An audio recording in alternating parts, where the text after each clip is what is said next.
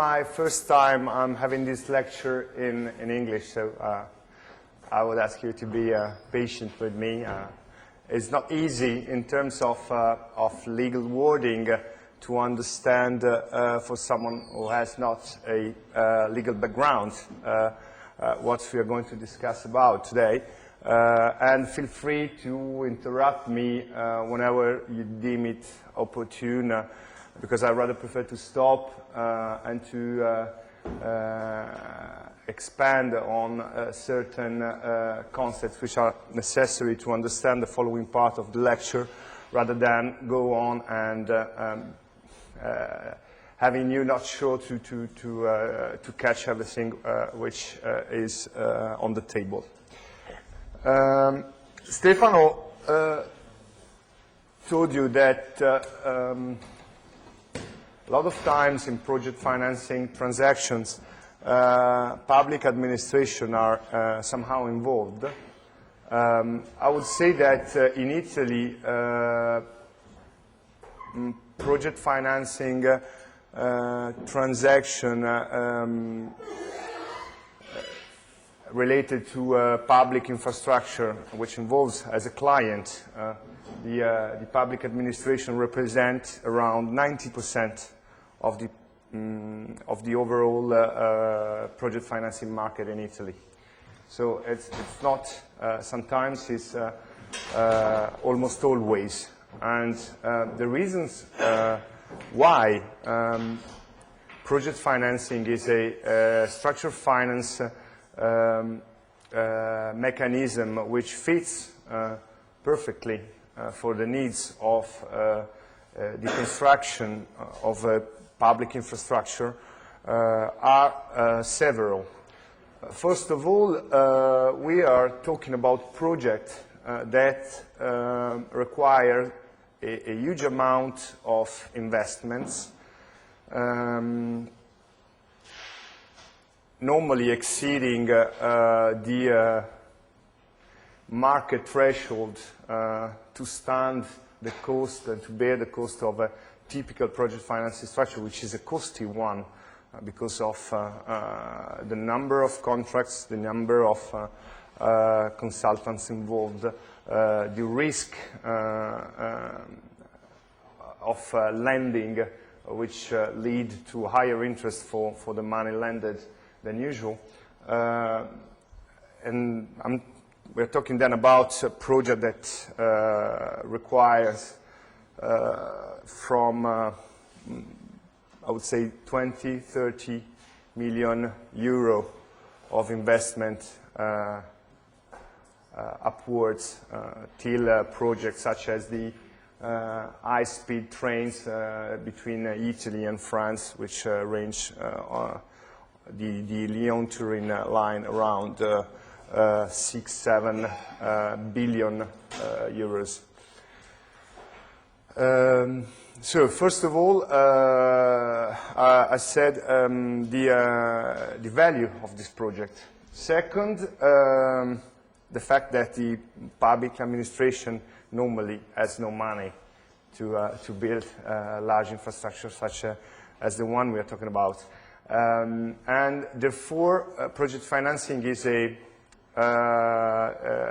structure which enables the possibility to have private capitals in financing a public infrastructure. A third reason is the fact that in a project financing transaction relating to public infrastructure, the risk of financing is in 100% or 90% of the cases related to the credit standing of the public administration, which is normally higher than a private sponsor. I mean,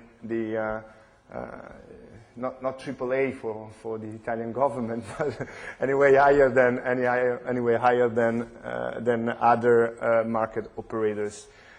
Or if it's not directly the merit of credit of the public administration, the risk is distributed on a wide collectivity of people users of the utility, for instance, then we will try to highlight which structures can, which infrastructure can be built and how cash flows work according to the nature of the infrastructure. But most of the time, let's imagine a toll road. The main cash flow of the project derives from users directly. So the risk is split over, ideally, 60 million of Italians, more tourists using the highway. So bottom line, the merit credit of the transaction is not directly the merit of credit of the Italian government, but it's somehow distributed on the collectivity in a way that reduces the risk of credit for the lenders. So I would say that these are the three main reasons. So lack of money for the public administration that want to improve the level of infrastructure of a country, need of huge investments, so size of the project, which is big enough to bear the high cost of a project financing structure, and third, the merit of credit of the transaction, which is normally sufficiently high to ensure non-recourse or limited recourse project financing. In Italy, similarly to any other European country, and also non-European country, the main structure for the construction, under a legal standpoint, for the construction of a public works or public infrastructure is a contract we call concession. A concession can be either a concession for works, most of the time in project financing we look at concession for works because you need to build something which requires financing, or a simple concession for services. Let's focus on concession for works, which is the most important model. The concession for works is defined under EU regulation as a contract which has the same subject matter of a construction contract. It has building an infrastructure which has to be used either by the client, so the public administration, commissioning the works, or by a collectivity, a wide collectivity of users.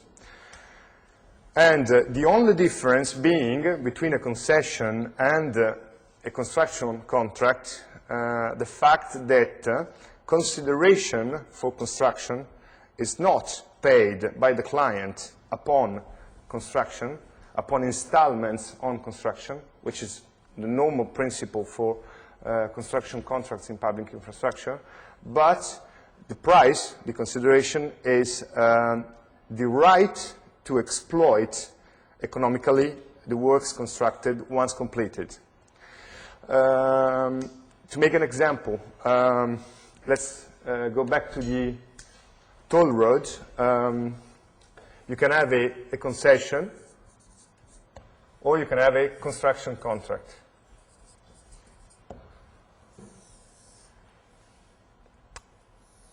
In the construction contract, the constructor performs the obligation to build, commission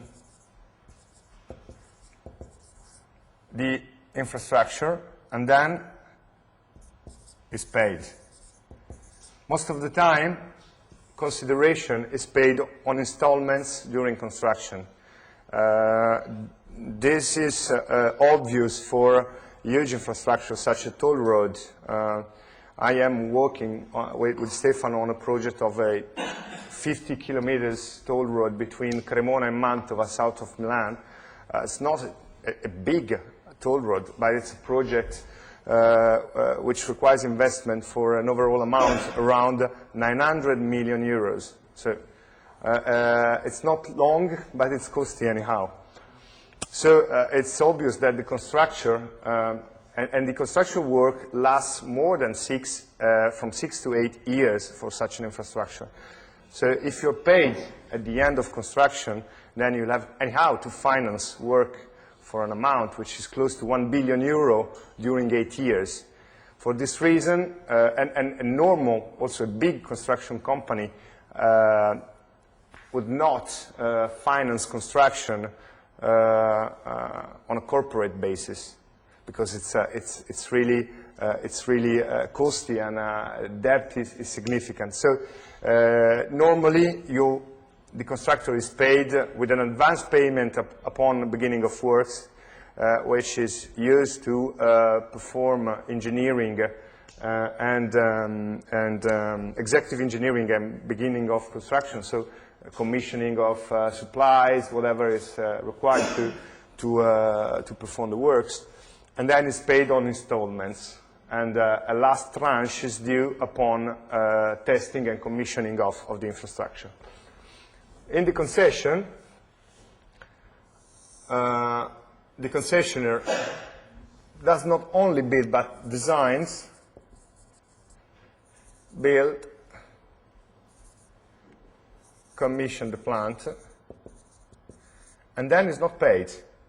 From here on, he has the right to be to charge normally the end users, so the people running with their car on the toll road, with a fee agreed with the client, with the public administration, and cash flows generated by the tolls paid by cars running on the highway over a period which is normally from 20 up to 50 years, generate a cash flow that is used to reimburse the debt and to remunerate the equity invested by the sponsors.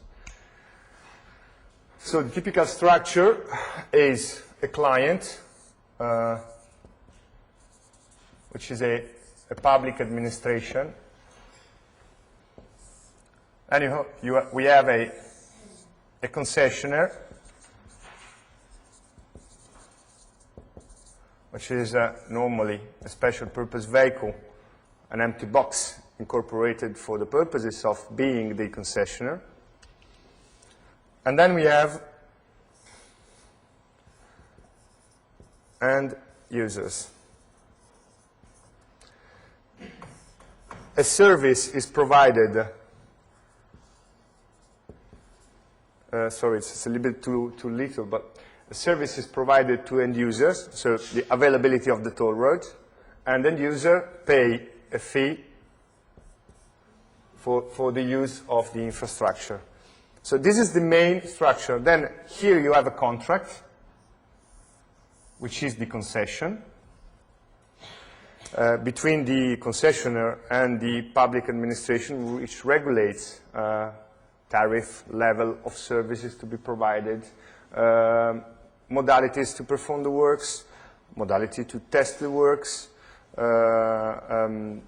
if any, price to be paid to the client for the use of public land, default of the concessionaire for sure. So what happens in case the concessionaire does not perform ordinary maintenance of the toll road, and the toll road cannot be used by cars, and so on. Here there is a contract as well between the end users and the concessionaire. Most of the time the contract is a simple, is executed by way of behavior. I mean, when you run into the toll road and you take your ticket, you are entering into a contract. You're not executing a contract in front of a notary public, but you're executing a contract by behaving this way. And this is the same for whatever public service. I mean, if you plug in your PC, then you're using the distribution of electricity service, which can be also based on a concession to build the electrical grid, a part of an electrical grid, which is remunerated through the use of the grid by end users. and simply plugging your PC, you are entering into an agreement, you are benefiting of a service. Obviously, the concessionaire does not perform the works nor the service directly, because I think that Stefano already told you that this entity, the SPV, has to be, for the purposes of project financing, ring-fenced. So all the risks relating to the entity and stability of cash flows must be put outside of the perimeter of the borrower, because the concessionaire will need money from the banks to finance the project, and will have to give the money back without recourse. This is project financing. So without, granting the capacity of debt service only by way of the means in terms of equity of the SPV, and not by way of the means of the SPV shareholders. So the shareholders of the SPV, constructor companies or service companies, are not running a risk higher than the equity injected in the SPV. Technically, this is non-recourse project financing, or can run a little risk whereby not all the risk can be put outside this perimeter and can be guaranteeing the performance of the SPV by way of equity support. And then we can have a structure of limited recourse project financing. So the concessionaire has to build and will then enter into a construction contract with a constructor. So risk of construction is put outside of the perimeter through a contract, which is the same contract we will have here, a construction contract. And we'll enter into a service agreement, an operation and maintenance agreement with another company. This is really the basics. Then you'll have insurance, aging, and I can draft a sort of. I don't think it's sufficient, this table to. Giuseppe, can I ask you a question? Sure. My question is, you said that between the public administration and the concessionaire, the concession agreement stipulates that the SPV will design, build, and operate the facility for a given number of years. Yeah.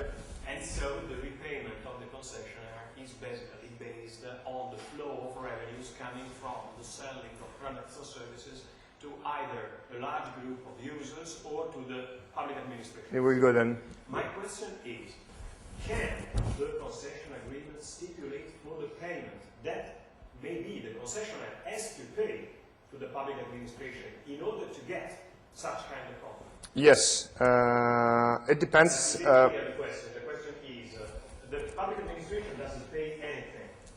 But my question is, can the public administration require a price for giving the concession to the concessionaire? Yeah. This is perfect structure. Let's imagine that the client, the public administration, does not pay €1 to the concessionaire. The concessionaire bears entirely the construction cost and is entirely repaid of the investments, both in terms of debt and equity, within, let's say, 20 years of operation of the constructed works. This is the perfect world. Unfortunately, the world is almost never perfect. And sometimes, most of the times for public works, this structure cannot be used. Then the structure has to be declined in different scenarios.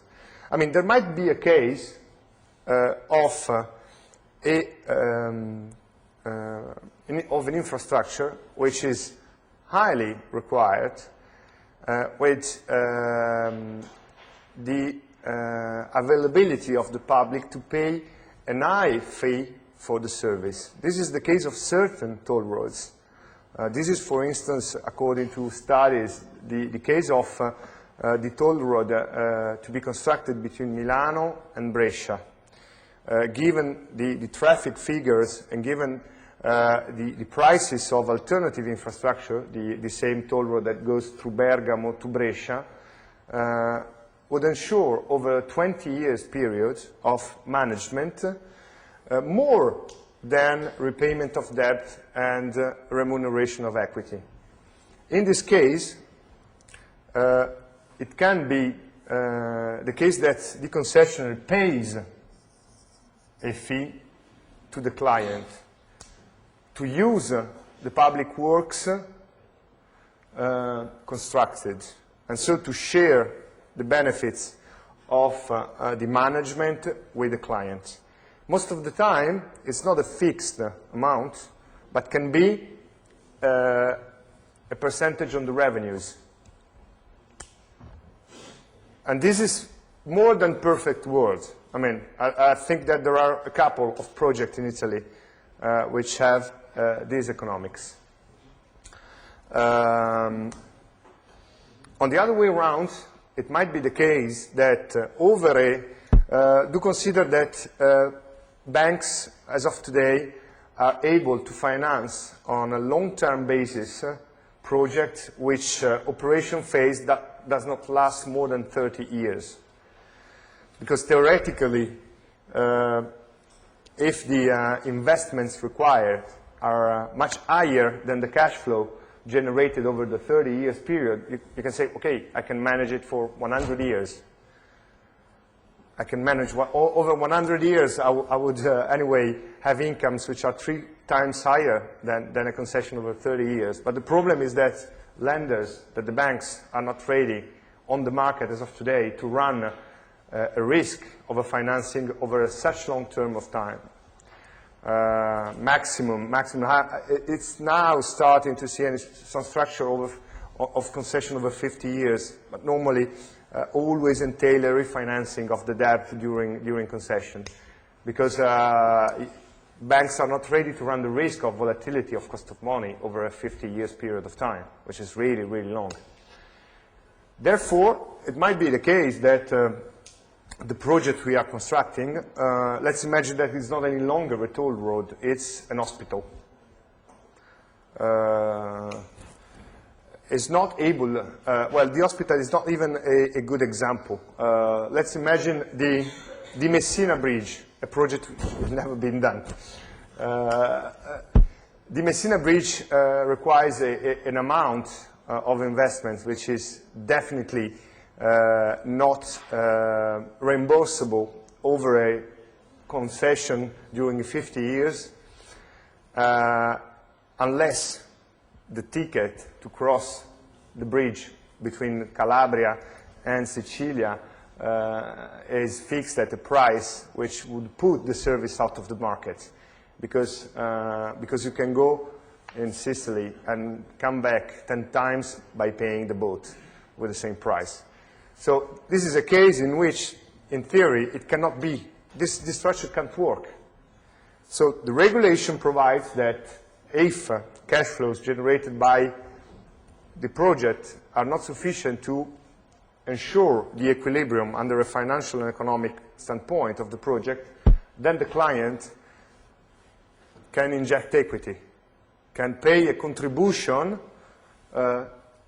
which is really similar to the payment made to a constructor under a construction contract, can give the concessionaire money during construction phase to reduce the need of financing, so to reduce the level of money required by the lenders. Can concession agreement be amended or modified over the life of the project? I mean, Theoretically, the answer is yes, but within certain limits and pretty strict constraints arising from the regulation on public procurement at an European level.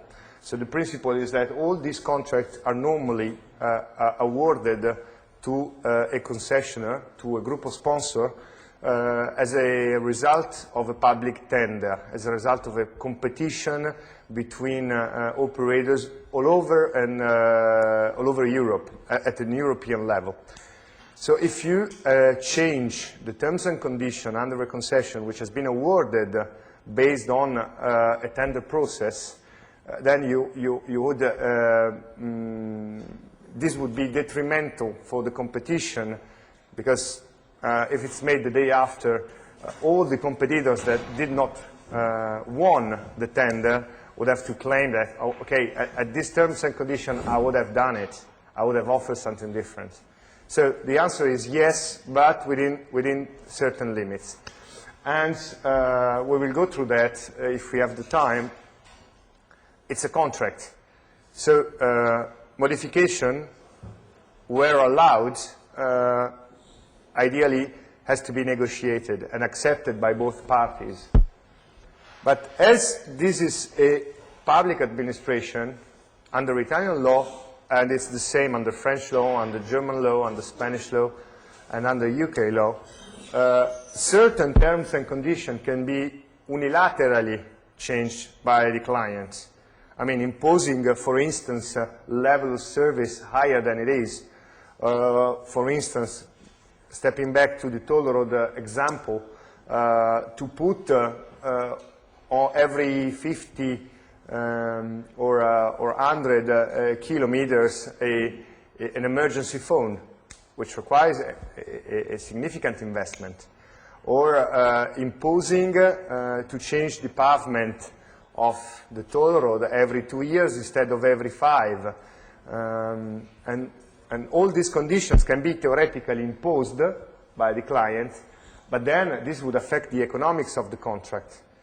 And the concession has to be paid back of the cost overrun imposed by the public administration, either through an increase in tariff, so bottom line, I pay and you pay, for the request of the public administration, or by an extension of the concession duration, which is not liked by the banks, because this would require a renegotiation of the debt reimbursement plan,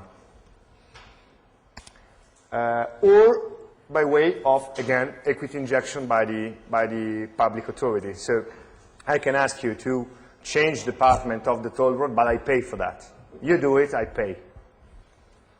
Okay? So this is perfect world. We've been talking about the more than perfect world, and we've been talking about the less than perfect world, the Ponte di Messina, which is fantasy indeed, but so a case in which the contract does not stand on its own without the client making injection of equity by paying part of the construction cost in the construction phase. In the market, this perfect world and less than perfect world are called opere calde, hot works, and opere tiepide, cool works. So when the works are hot, the cash flow generated by its exploitment, its operation, are sufficient or higher to reimburse the debt and remunerate the equity injected. When the works are cool, the cash flows generated by the project are not sufficient and equity injection is required by the public authority. Then we have another kind of works which represent more than 60% of the public infrastructure in Italy, which are called, for sure, opere fredde, cold works. there are plenty of services and works that cannot be addressed directly to the public. I mentioned the hospital. I mean, for sure, the public goes to the hospital, but in Italy you do not pay when you go to the hospital. You pay the hospital by paying taxes, and if you use the service or not, you pay anyway. Jailhouses. Unfortunately, the people who is put in a jailhouse is not paying a rent for his room. But we need jailhouses as well. And also certain infrastructure, we can be normally hot, like a toll road, are cold, definitely cold, given the traffic figure. I mean, I can imagine certain paths, certain toll roads, which are not interesting in terms of traffic, because only a few cars will pass over during the year, but it's anyway required in order to ensure services in certain zones of the country which are not reached by highways. And I can decide as a public authority to do it anyway, because I want that the people in Cremona or the people in Matera can go somewhere in Italy by way of a toll road instead of running the car on a small provincial road which does not allow to have an higher speed than 50 per hour. So I can decide to do it anyway. I am the client. I am the public administration. I have to pursue public interest rather than commercial one. In all these cases, so whereby you do not have a market of users because the service is not directly addressed to the public, or whereby it is addressed to the public, but the market, the demand of the service is so low that it cannot assure the repayment of the investment, but also entails a really high risk of demand, a really high risk of traffic, for instance, which the banks are not ready to run. And in all these circumstances, we can change the structure. We have always the SPV here. We have the client here.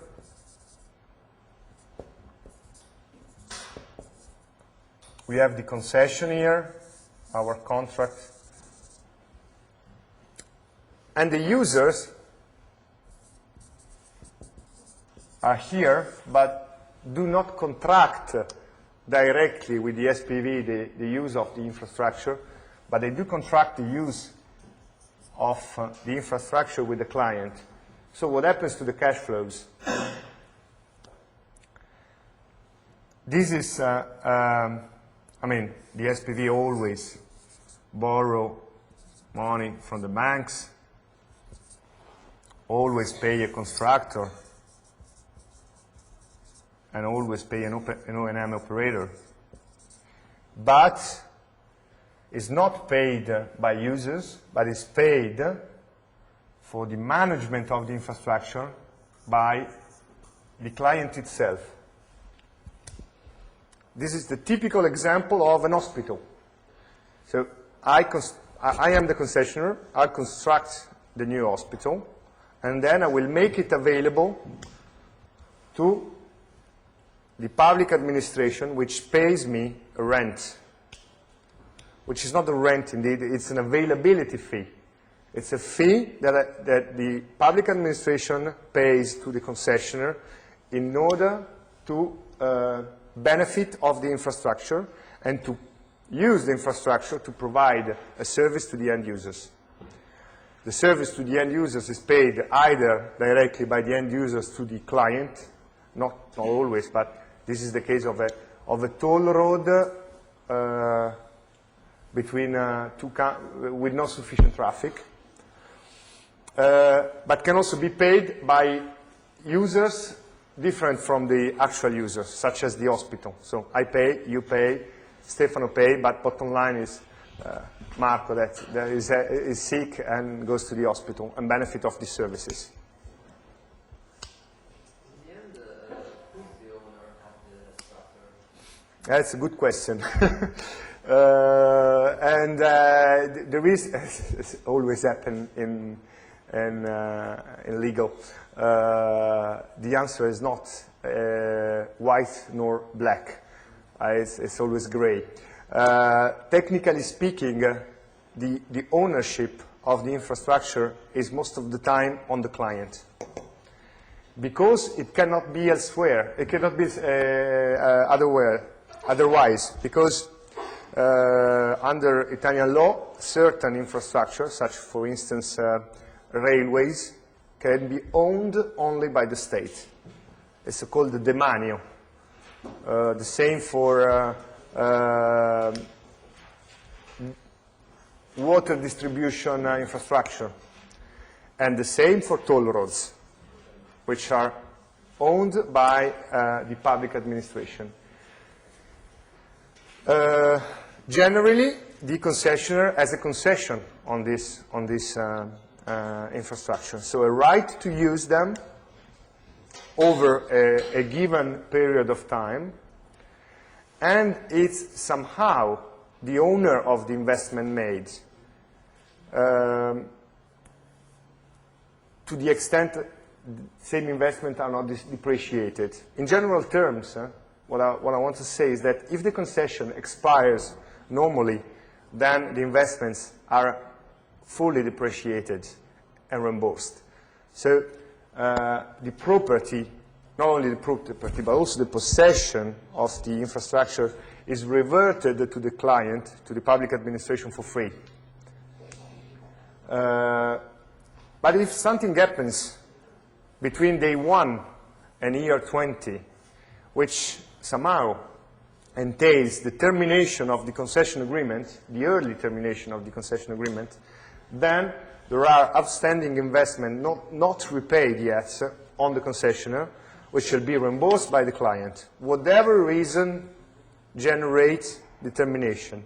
So it can be a termination, what is called a revocation for public interest reason. So I think that from now on, me, the public administration, I have to run the hospital on myself, not any longer leaving operation to the concessionaire.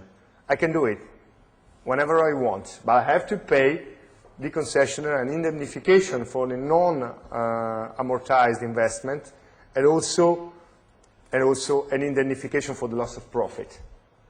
Then I can have a termination for default. Default can be on the client also, because in this case, it's the public administration that has to pay. In the health national system, the public administration is a small entity, un'ASL, un'azienda sanitaria locale, which has no capacity of debt, which has no equity. And so if it has no money, it can be in a fault paying the concessionaire. And then the concessionaire can terminate the concession agreement and claiming for reimbursement of non-depreciated investment and indemnification for damages. And then, bottom line, you can have also, which is the normal case of termination, a termination for the concessionaire default. If I'm not performing my obligation, because I do not make the hospital available in a proper way. For instance, eating services are not performed as it should be. I mean, if in the hospital you do not have 24 degree, but you have 18, you can have people dying for that. And in this case, the health authority can terminate the contract. But also in this case, for sure, the health authority has the right to claim for damages. But anyway, has to reimburse the non-depreciated investments. Is it clear? Okay. This is a little complication. For a security package reason, in order to have a mortgage on the assets, on the infrastructure constructed, where is feasible for an hospital is feasible. As I told you, it cannot be the case for a state property such as the railway. The concessionaire owns a right on the asset, which is a temporary property, a pie crust, un diritto di superficie under Italian law. So you have the right to maintain the building for the property of the building for a given period of time on a state land. But this is only for the purposes of granting a mortgage in favor of the banks, which is not feasible based on the concession agreement only, which is a right to use on which a mortgage cannot be granted. So this is a cold work because it has to be used by the client, and most of the time also required the client equity injection. Given that we just had a look at these two possible structures, I will address directly the issue of public accounting before going into the presentation, which is really legal.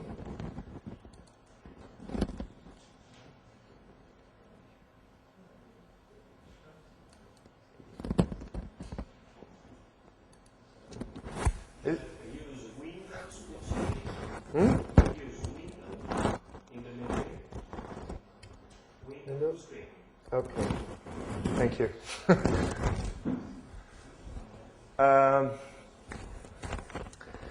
Stefano told you that concessions are normally off balance sheet for the public authority, which is essential. I don't know where are you all from, but in Europe it's essential because in the EU Treaty of Maastricht, certain strict parameters have been set in terms of public debt and public authorities' debt capacity, and therefore public administration cannot raise debt for a level higher than the threshold fixed by the European Union. And whatever is the client, if it is a public administration, so it can be a region, a municipality, the state, the government, it goes into the overall public debt of the country. And for countries such as Italy, which are within the Eurozone, these parameters are even stricter.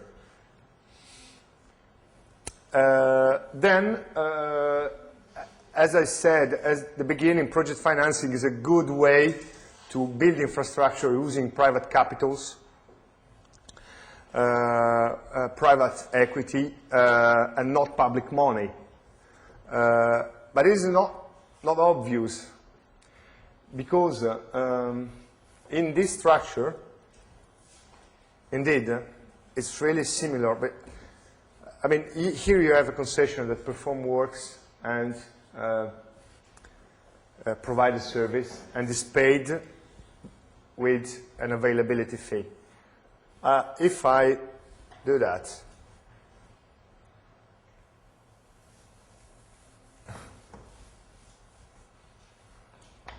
bottom line, what happens is the SPV is lending as a bottom line result, is lending money to the client because it's financing the client for the construction of a work.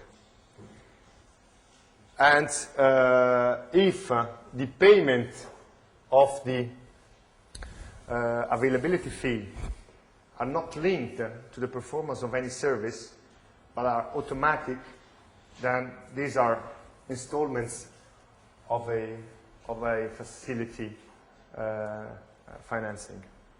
Giuseppe, sorry to interrupt you. Yeah. It's like to say that as a public administration, I ask the private sector to build a plant and then we pay you a certain amount, let's say a fixed amount, for let's say 15 or 20 years, I avoid the cost of construction. Yeah, it's exactly. The private sector lends me money and I will repay this loan through the flow of revenues coming to the special. Exactly. So exactly a sort of leasing or long-term. Perfect. Which is a leasing is, if it is a financial leasing and not an operational one, is public debt. And so guys, it is quite important. If the contract resembles the type of flows generated by a leasing contract, according to the European Union legislation, the leasing, the financial leasing, is on the balance sheet.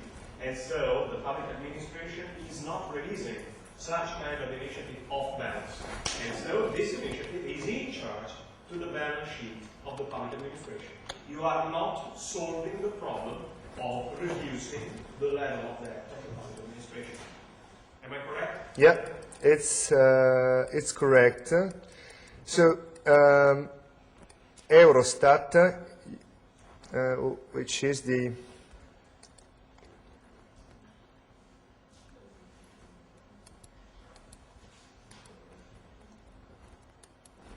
okay.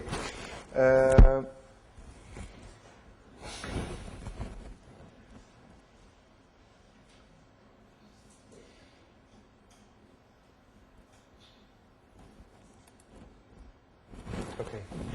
Eurostat, which is the European Statistic Authority, which is entrusted with the task of assessing the balance of the member states, clarified which are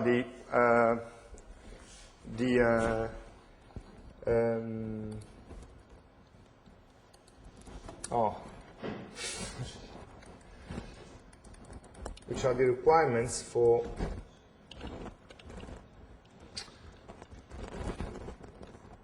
sorry,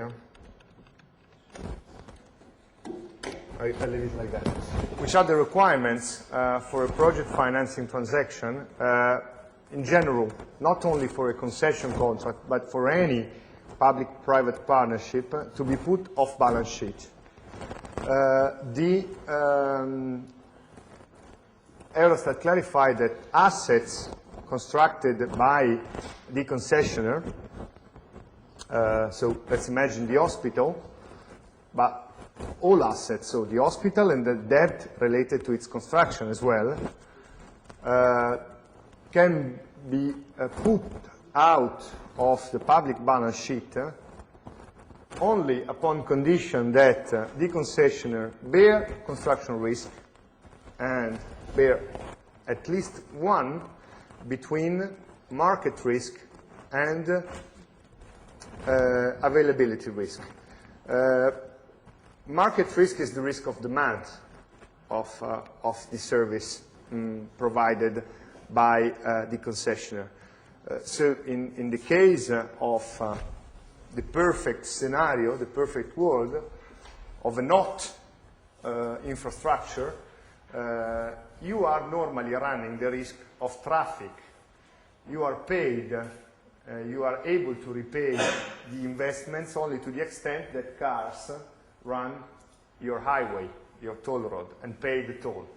So this is the typical market risk. If within 10 years' time a new technology will allow people to fly instead of driving the car, then you will have no further cash flow. And this means that your project will go in default. And this is normal, because you're running the risk of demand of the service. It's more difficult to understand what the risk of offer of the service, the availability risk is. Giuseppe, can I interrupt? Sorry, Yeah. I interrupt you constantly. No, but please. You mean that market risk is the risk derived from macro factors, competition, changing trends that are not dependent on the willingness of the special purpose vehicle. Yes. So the special purpose vehicle can perform at most, but the market is moving in an opposite direction, and so the demand is not sufficient. Including to be more concrete, also the credit risk of the end users. I mean, if people doesn't pay, the toll road, but just cross over the telepass system without paying. This is the risk that generally the concessionaire runs. But when the infrastructure is not used by end users and cash flow derived from the client, then you do not run a market risk. To make the example of the hospital, if the hospital is empty because, thanks God, everybody is healthy, then you are not losing any money, because the fee is paid directly by the public administration regardless of the fact that the service is supplied to the public because the public requires to have the service supplied or not. If people is healthy, the hospital is empty, but you're paid anyhow with a fee. You're paid anyhow, but what's the risk you're running there? If it is a rent, you're running no risk. You're really running no risk. If you're paid, whatever happens for the availability of this room to the Università Bocconi, I'm not running any risk. But if I have to provide to the Università Bocconi further service based on which the availability fee is paid, so the risk of the offer of the service, I will have to ensure that in this room lighting works perfectly, IT system works perfectly, heating services in winter and cooling in summer works perfectly,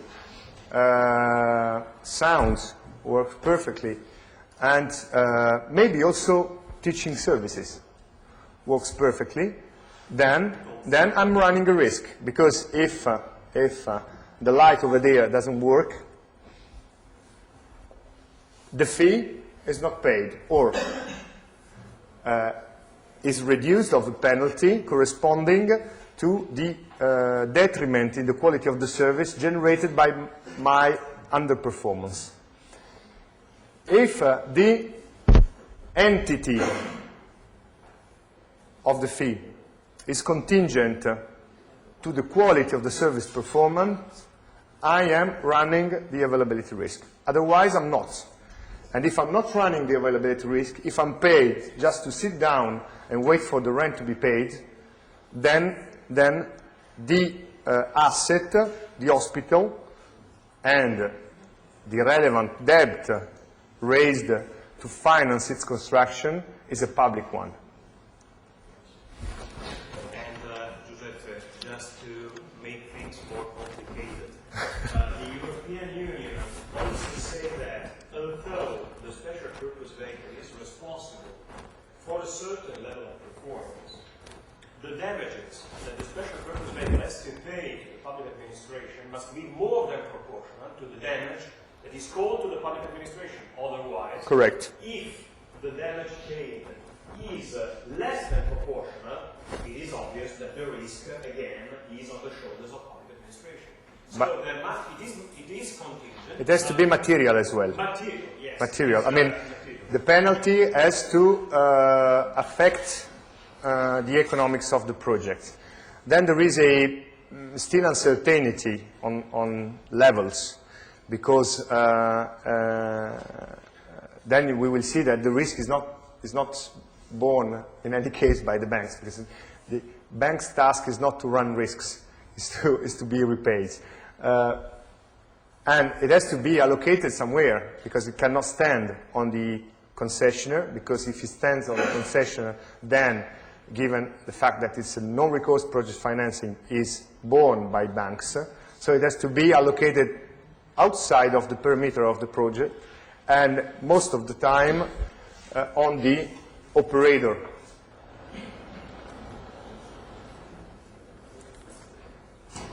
If the lighting in this room doesn't work, I am the concessionaire. I am running the availability risk, because I have to pay 100 euros per hour of availability of this room, but lighting has to work perfectly. If lighting doesn't work, my fee is reduced to 90 if it's just one, or to 80 if it's two, and then. So I cannot run this risk, because otherwise bank will not lend money. I will have to allocate this risk over an operator, so I will contract operation services and maintenance of the lightning system to a third party, which will run entirely the risk of availability. So if the light doesn't work, I am charged with a penalty of 10 euros over 100, and I will charge back-to-back same penalty to the O&M operator under its contract. So bottom line, I am ring-fenced of the risk, but the risk does not stand on the public administration and therefore is out of balance sheet, of public balance sheet. This chart is hard to read from there, but I think that you have it on the website. This is part of a circular of Eurostat addressing exactly this issue, and it's bright clear for me as a process to understand whether the debt raised by the concessionaire is public and has to be accounted into the public balance or not. So let's start. The first assumption is that we have to talk about the cold work, because if you are addressing to the market your service and you are paid by end users, then you are running the market risk. So it's sufficient. If you run the market risk, you don't have to run also the availability risk. You can do it, but if you run the market risk, so CAS does not use the my toll road, then I'm fine. It's out of balance sheet. So will the government be the main purchaser of the service? Yes. It's an hospital. So the main, because there might be also services which are purchased by end users. Well, that's just to render things more complicated. It's something lawyerish, but let's imagine that it's the only purchaser of the service, like in the hospital example I made. If the answer is no, then public-private partnership, PPP means public-private partnership, concession is one of the structure of a PPP. If the government is not the main purchaser, then automatically PPP is the partner's investment, is the partner debt. If the answer is yes, then next question is, will the partner bear the construction risk? What does it mean bearing construction risk? Construction risk means bear the risk of volatility of construction cost in terms of raw materials. You have to know that price of steel for construction purposes over the last 5 years increased 3 times the original one. So if you have to perform the works at a fixed price, but you need to purchase steel for a significant amount, and the price of steel increase, you're not covered through an appropriate hedging policy, you're running construction risk entirely.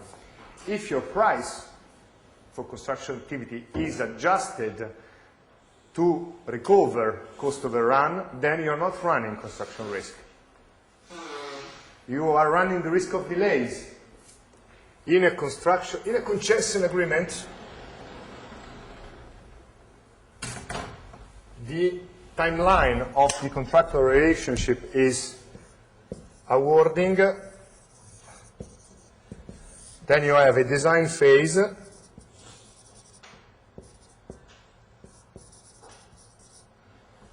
then you have a construction phase, and then you have operation.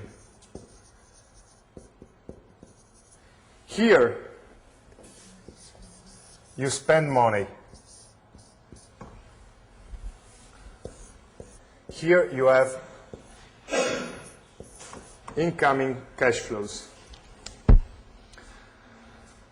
If you delay the construction of works, and you finish, you complete the infrastructure here, instead of completing it here, you're losing these cash flows. Is it clear? So, if under the concession agreement I have a provision by way of which, if I'm delaying construction, the term of expiration of the concession is correspondingly postponed, and even a little bit more also to cover financial cost, then I'm not running the construction risk. So construction risk is a risk of time, and is a risk of price, essentially. So in our example, do we bear the construction risk? I would say yes, because under Italian law, in a concession agreement, the concessionaire always runs entirely the construction cost. If delays, he loses cash flows. If he has a cost overrun because it didn't forecast, made an appropriate forecast of construction cost, he runs the construction cost risk, and therefore he bears the construction risk. Obviously, once again, this is for public accounting purposes. For project financing, the concessionaire never bear a risk, should never bear a risk, nor the construction one, because the concessionaire bear vis-à-vis, in its relationship with the client, bears the construction risk. But the construction risk is put out of the perimeter of the project and allocated on the constructor. So if construction delays, then the constructor will pay a penalty for delay, which is more or less corresponding to the reduced cash flows from operation of the infrastructure. So we bear the construction risk. Yes. Well, yeah. If we do not bear the construction risk, we go directly to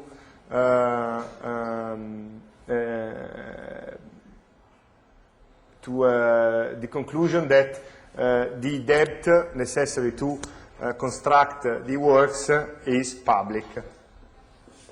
Indeed, in a construction contract, the debt is always public. We do run the construction risk. So next question is, will the partner bear the availability risk? Because we're not bearing, we said, the market risk.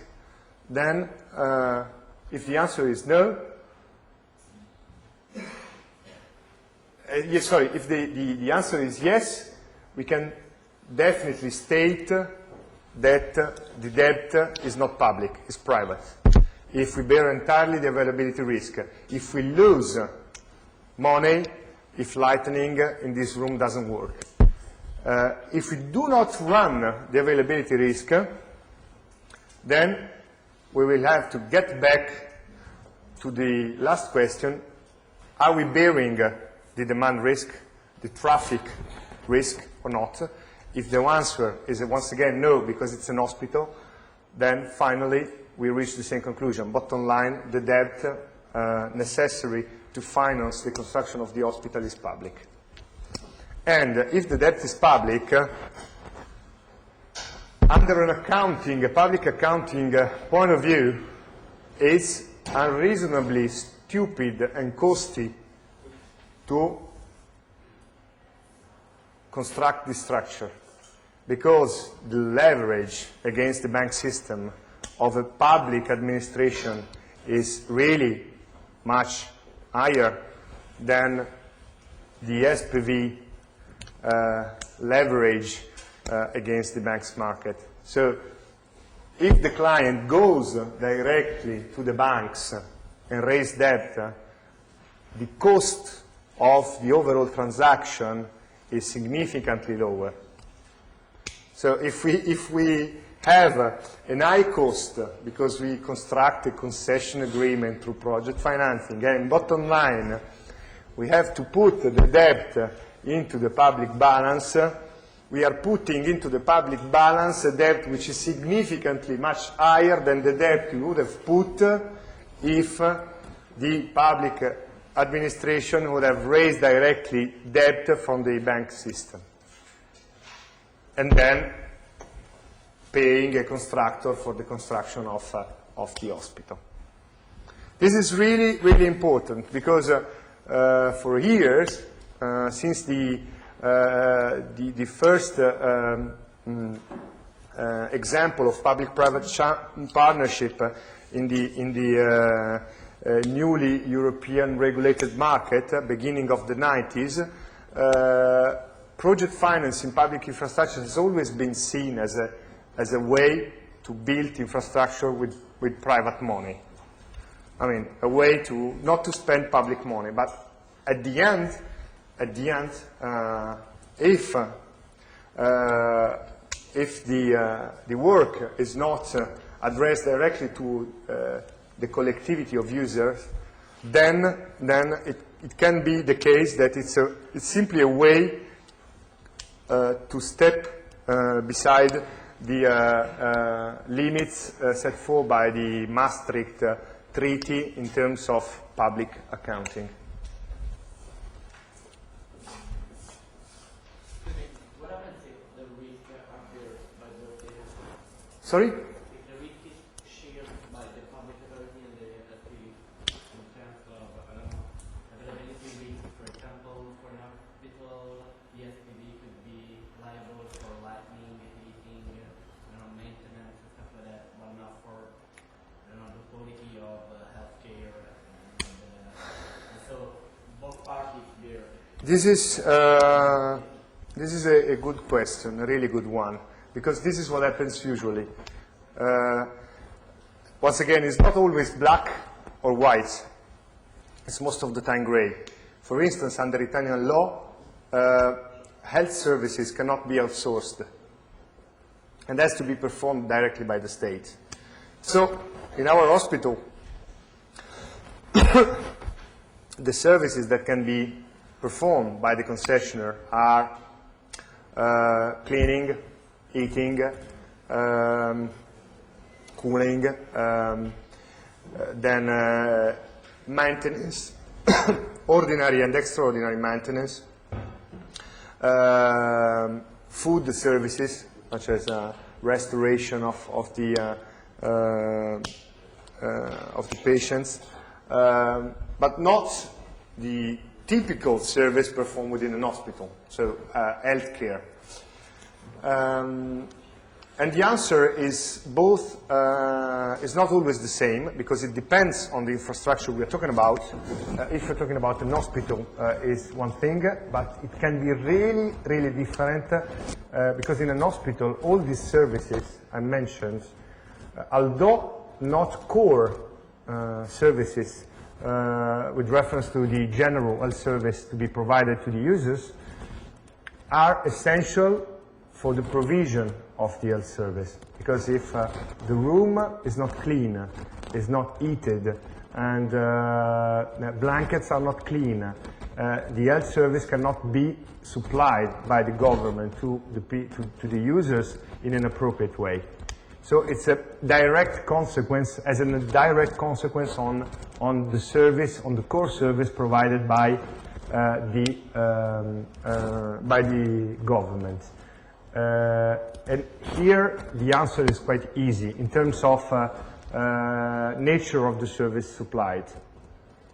Then you have to also look at the entity of the risk run, because once again, if in my hospital I'm charged with a penalty if heating is not equal or higher than 24 degrees, it depends on the amount of the penalty. Because if the penalty is as a purely symbolic value, then I'm not running the risk. I'm running the risk formally, but not in substance.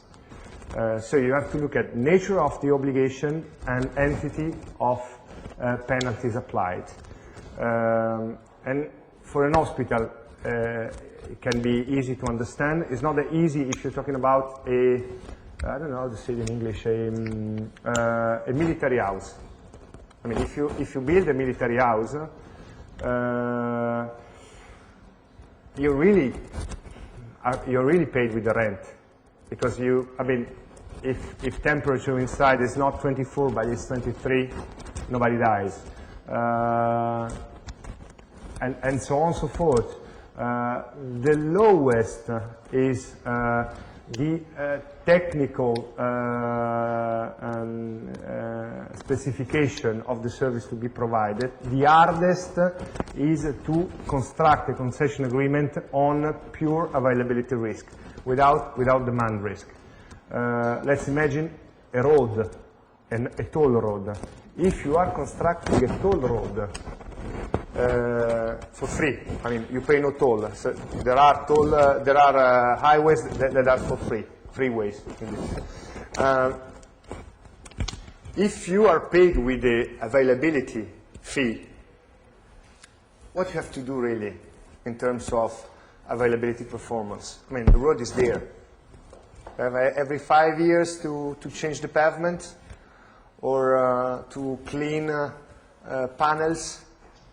It's a low risk performance of operation, and therefore under Eurostat standards, it's difficult to say that you are running, because you are running an availability risk, but the risk is not significant.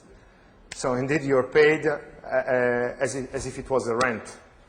So you have to check case by case the essence and the nature of the performance obligations and the value of the penalties charged in case of non-performance.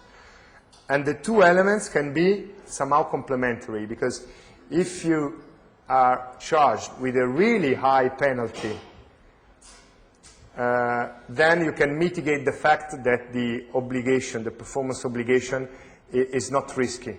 I mean, if I'm not changing the pavement every 3 years, I lose the concession. I mean, they have the right to terminate the concession. So the risk, technically speaking, is low, but in terms of entity of the sanction is high. And you have to mitigate somehow. And there is no clear driver. The clearest picture is described in the Eurostat circular, which I provided to you. So have a look at this. But there is no clear and straightforward driver. You should check on a case-by-case basis under 3 levels of assessment. Legal, for sure. Technical, because you will have to assess the nature of the performance obligation. And financial, in order to check what's the impact on the economic and financial plan of the concession of a penalty charge in case of non-performance.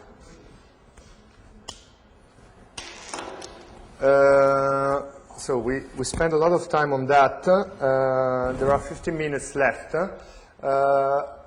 All the presentation, which we didn't went through, is relating to a peculiarity of the Italian system, which, again, I think can be somehow boring for someone who's not Italian. But I will just tell you a couple of interesting things on that. Since 1998, in order to enhance private initiative and private capital's injection in the infrastructure market, a law, the so-called Merloni law, has been enacted, providing for the possibility for sponsors, for companies that want to become concessionaire, to make a proposal to the public authority to build an infrastructure. So in general terms, I am the public authority. I think that I would need a new hospital, and I plan to build a new hospital, and I publish a notice saying that I want to build an hospital, I need private capitals to do it.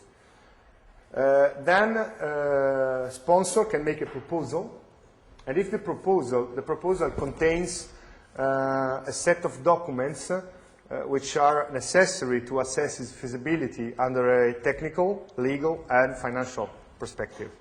So the proposal contains the three main documents are for technical, the project of the hospital, the design, the preliminary design of the hospital, and the description of the service to be performed therein.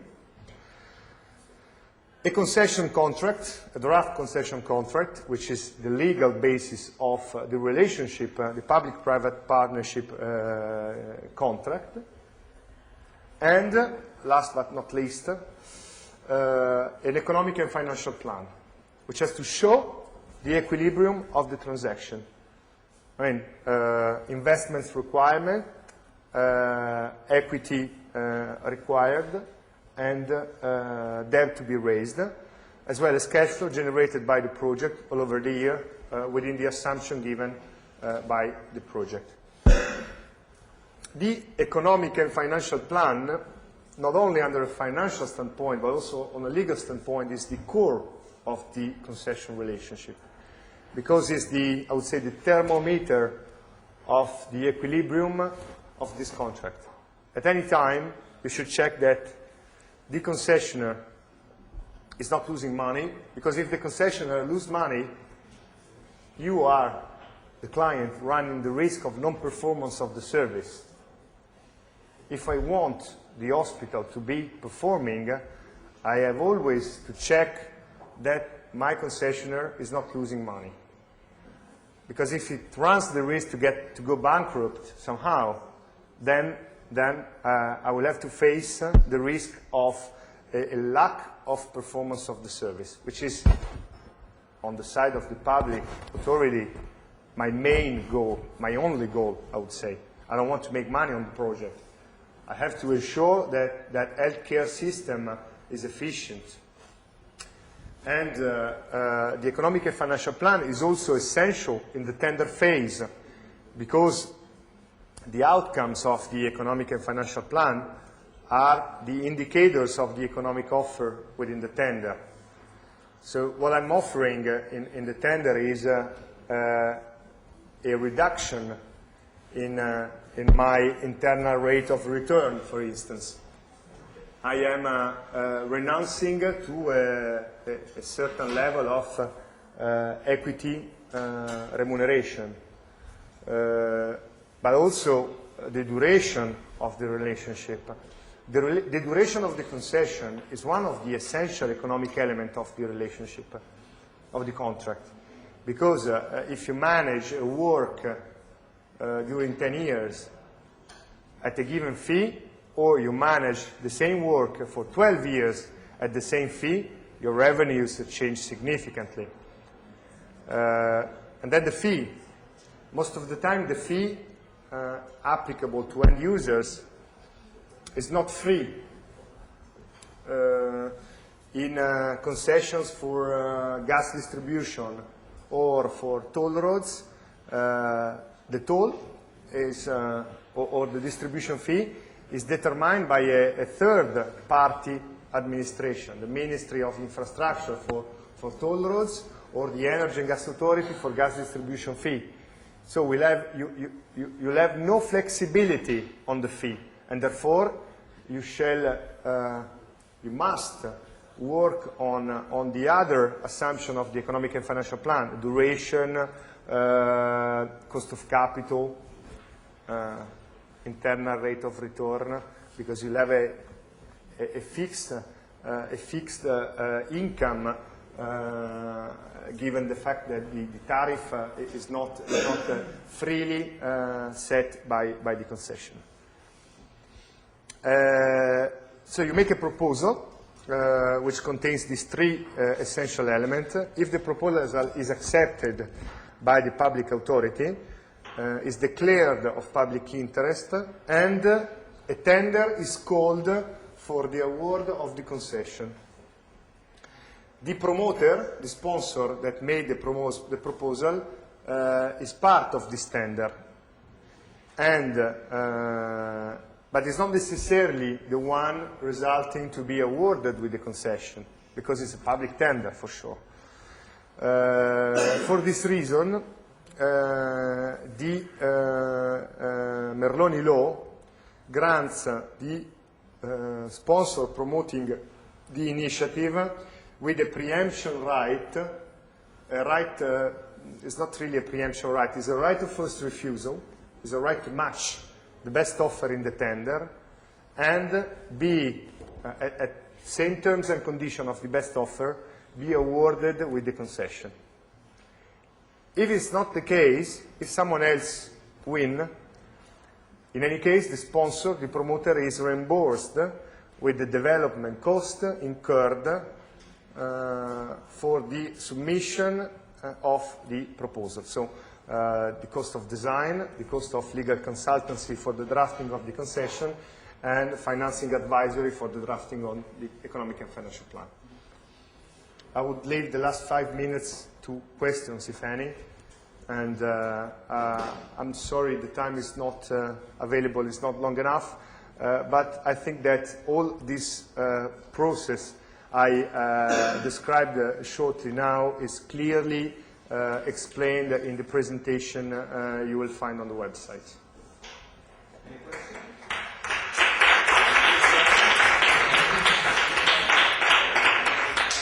Any questions to finish the course? No? So, we are close to the Christmas break, so I think we can also have the opportunity to close the lecture 5 minutes in advance. The only thing I want to say is that it has been a great pleasure to work with you.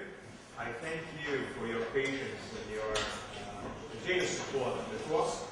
And for sure, I hope to have the opportunity to work with you again in the future.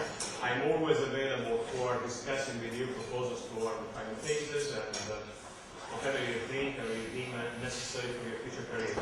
So thank you again, and I wish you and your families my best wishes for the next years. Thank you very much.